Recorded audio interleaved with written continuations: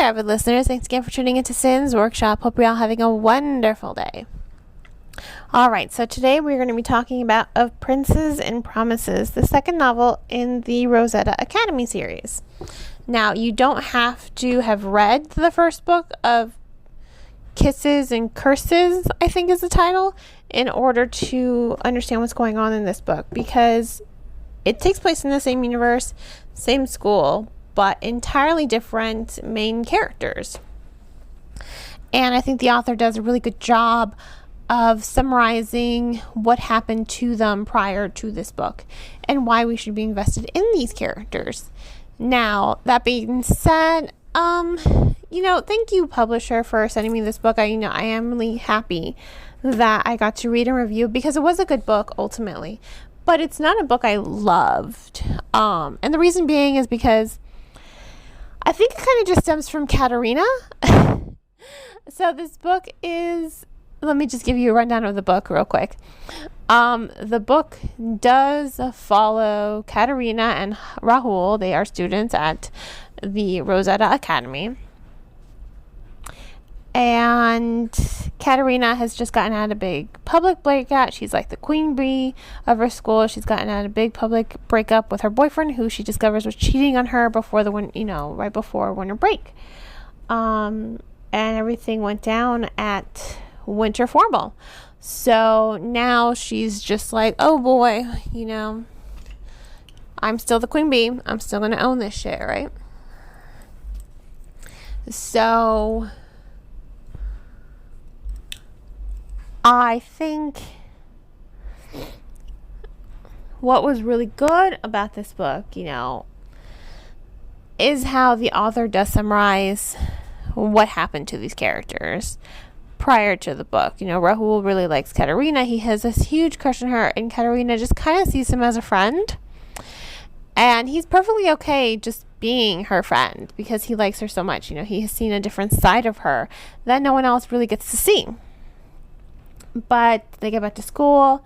There's this gala, gonna be photographers everywhere, and turns out that her ex-boyfriend, is gonna be going to this event with a new girlfriend. And she just doesn't want to be the one to be like, oh no, I'm not gonna be going alone if you're gonna be going with someone to this really important event. So she asks Rahul, like, hey, will you be my date? And he says yes instantly. She's like, okay, but here's the deal. We're going to have to transform basically all of you, everything about you. And he's okay with that. And I think a lot of his okaying with that stems from a lot of insecurities that he has that come down to the fact that his own family, his mother's a politician, and they use a stand-in for family photographs instead of using him, because their stand-in, it's his cousin. He is more socially adept. He is more pleasing to the eye. He knows how to smile for the cameras. He knows how to play the part. He's just acceptable. He's everything they want in a son that they don't have. And Rahul says he's okay with it. But as the story goes on and you're seeing all of his insecurities and self-hatred come bubbling up, you're seeing, no, he's not really okay with this. And Katerina also acknowledges it. What I do like about Katerina is that she recognizes her behavior as toxic. She's like, your family's wrong. I was wrong to change you. I don't want RC, which is his alter ego. She's like, I want Rahul. She's like, I want Rahul, who's genuine and nice.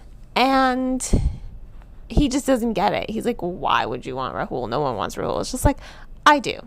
I want Rahul. So you really do accept her characterization. You really do acknowledge that kind of really good behavior on her part, her recognition of her toxic behavior, not just with Rahul, but with her own circle of friends, because you're seeing it parallel to Rahul and his friends. And when Rahul is RC, he's abandoning his friends more and more. And you're seeing how being RC is kind of making him as well a toxic individual. So it is really good to see characters see their toxic behavior, acknowledge it, and make themselves be better, become better people rather than the people that they are. I think that that's really commendable. My issue with Katerina, and I said that she was really my only issue in this novel, is that she's just too perfect and too self-aware at times, with the way she talks to her friends near the end, her father, this other girl, I don't want to give away her identity. You're seeing how she's kind of like, who the hell knows what to say when they're this old? You're just kind of like, wow, you're a little too self-aware and a little too perfect. It's a little unrealistic and unrelatable. I liked it, but I do think it was a little bit far-fetched as far as the realism of the story goes, because this is a young adult, contemporary novel. It does have that one stray element of fantasy with that jar of hair gel that magically in some way transforms Rahul into a better person, or not a better person, into RC, I should say, into a different person. But it's still a young adult contemporary novel, and I feel like it lacked some realism when it came to Katerina as a character. But overall, this was a good book. I really did enjoy it. I am glad and thankful to the publisher for sending me a copy and I am happy that I did get to read it, because I do think it does teach the reader something about recognizing toxic behavior and recognizing loving people for who they are instead of changing them. You should never try to change someone. They are who they are.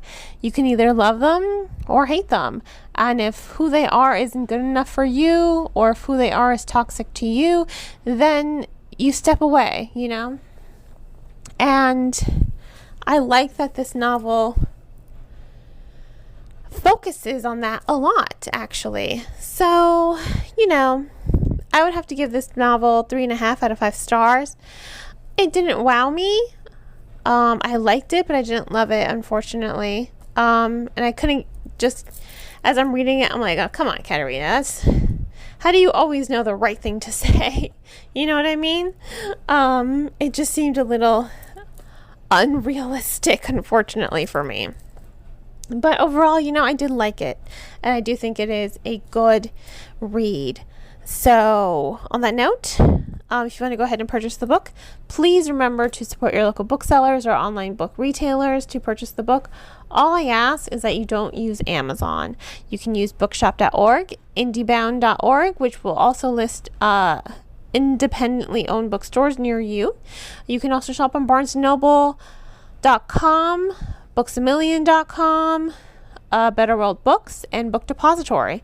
These are all great ways to support booksellers and bookstores.